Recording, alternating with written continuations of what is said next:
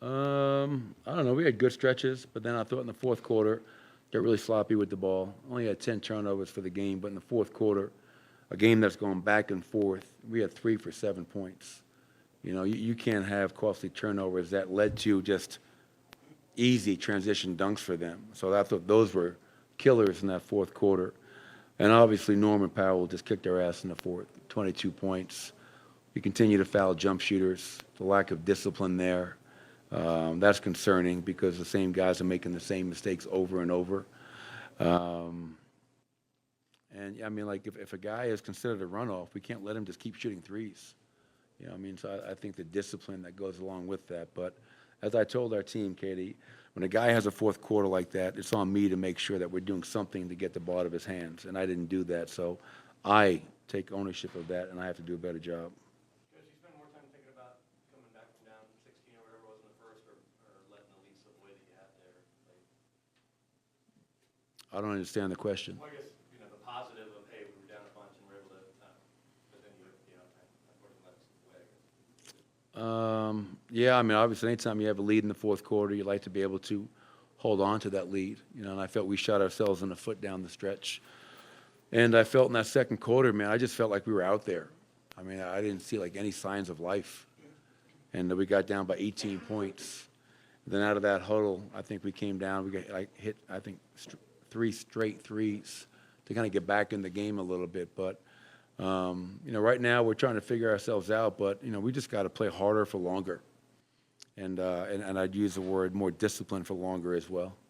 Michael is obviously struggling from the field, but he's also passing up some looks too. What do you think you need to do to help him get through the stretch? Stay with him. I mean, just obviously Michael Porter was 4-13 tonight, 0-6 from three.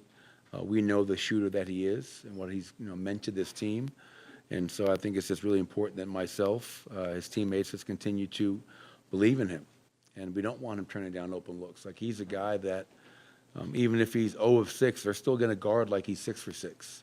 So he's still going to space the floor. He had 9 rebounds, 3 assists, 2 steals, so he did other things tonight. But, yeah, obviously, Nikola shot it well from 3 tonight. Julian hit 2, Jamal hit 3. But, once we get Michael Porter going, we know that's going to allow us to, I think, what do we have, 87 in game 1. We had 104 tonight. So that'll really help our offense out a lot. Some of the things that, you're seeing on film and you're seeing, in real time and game time, are they things that you consider long-term issues, or are they things that, you guys can clean up quickly? Oh, no, I think these are all things that we can, clean up, and hopefully we can start off in Toronto doing that.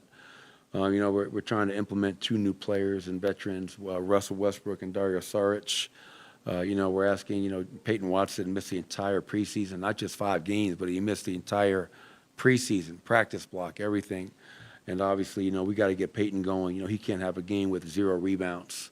Make or miss shots. You can still guard, you can still rebound. So just getting Peyton acclimated, up to speed, getting in game shape, which will come. But yeah, I mean, this is not the start that we wanted, but it's our reality. So embrace it, and let's try to go on the road and find our rhythm and kind of get this shitty taste out of our mouth. You talk about playing harder, longer, bright spot in these first 2 games, the way Christian has come in as a new starter and how he's played. Yeah, I mean, again, 7 boards for him tonight. Knocked down a 3, attacks the basket. I think he's played really good individual one-on-one defense against some very good players, and a Shea and a James Harden. So, yeah, I think CB's play has definitely been a bright spot for us. But as we all know, for who we are, for where we're at, there are no silver linings or moral victories. We got to get a win. And I just hope that this feeling of being 0-2 fuels us to be even more motivated and come out just really hungry and desperate and urgent, and sustain that for as close to 48 minutes as possible. That's our challenge right now. In flashes, we have some great stretches, just unable to sustain that right now, and we'll get there. I promise you that we will get there. When you guys were falling behind, you got outscored 30-10 in the paint in the first half.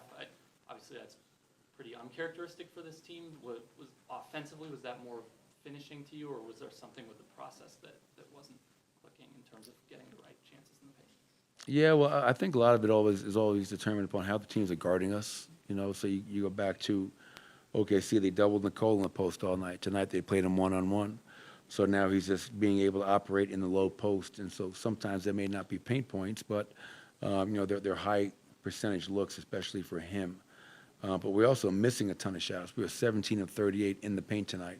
In transition, we were 3 for 11. So those conversion numbers are not where they need to be, anywhere close to being where they need to be. So we can do a lot better job of finishing around the basket. We can do a lot better job of converting and finishing in transition because 9 fast break points, that number should have been 15 or higher tonight. Thank you, Coach. All right, thanks, everybody. Appreciate it.